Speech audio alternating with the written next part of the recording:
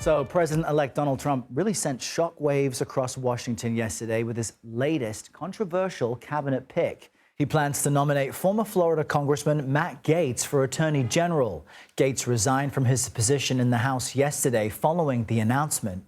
He's been the subject of House and Justice Department investigations into alleged sexual misconduct. Gaetz has denied any wrongdoing. He's also one of Trump's most loyal supporters. Lawmakers on the Hill reacted to his potential nomination yesterday. Senator Carter, do you think Matt Gaetz is confirmable? We'll find out, won't we? I look forward to hearing from him about how he's going to straighten out the department. But my presumption is that I'll support all of his candidates. The interesting answers are going to come from my colleagues on the GOP that are going to vote or justify voting for that mess. Now, several other Trump loyalists have also been named as future nominees for the administration. It includes former Hawaii Congresswoman Tulsi Gabbard, who the president-elect plans to nominate for Director of National Intelligence. Now, this all comes on the heels of a meeting yesterday between Trump and President Biden. You're looking at the footage here. As the two sat in the Oval Office, they then spoke for several hours and notably shook hands, saying there would be a peaceful transition of power. CBS News political reporter Jake Rosen is following all this for us from West Palm Beach, Florida. Always nice mornings out there. Jake, great to see you. Now, what we're talking about at this stage is President-elect Trump's wish list, but how likely is it that people like Gaetz will be confirmed by the Senate?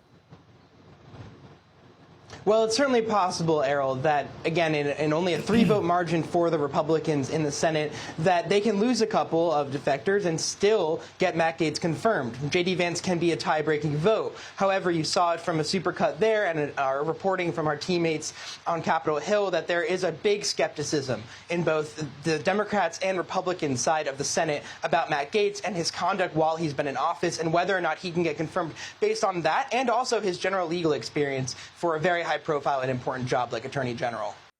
Now, the House Ethics Committee was set to release its investigation into Gaetz tomorrow. So what will happen with that?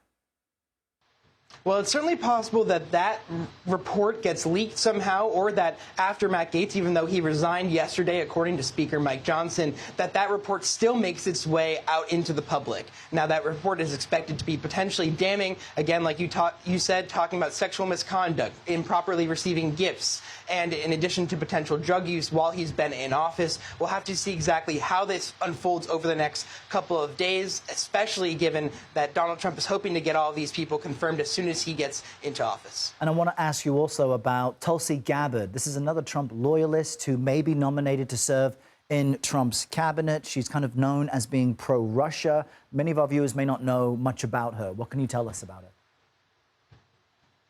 Well, she's a former Democratic congresswoman from Hawaii who ran a bid in 2020 for the Democratic nomination for president. In 2022, she left the Democratic Party, calling it woke and saying that she did not want to get into the warmongering and war hawking that they were doing on their side. She switched over and was a key ally of former President Trump down the stretch. However, she has no official experience, although she did serve in the military and directly dealing with intelligence. Again, a very high profile and important job that, again, she would have to get confirmed for, although it does seem like, at least based on her ties with Trump and other people in the Senate, that there's not the same amount of potential controversy over a nomination and then a confirmation in the Senate.